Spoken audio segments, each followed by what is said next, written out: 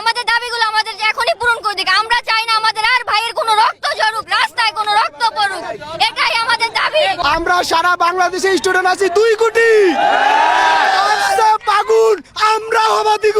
আমরা আমাদের 9 দফা দাবি বাস্তবায়ন ওর আগ মুহূর্ত পর্যন্ত আমরা আমাদের রাজপথ ছেড়ে যাব না।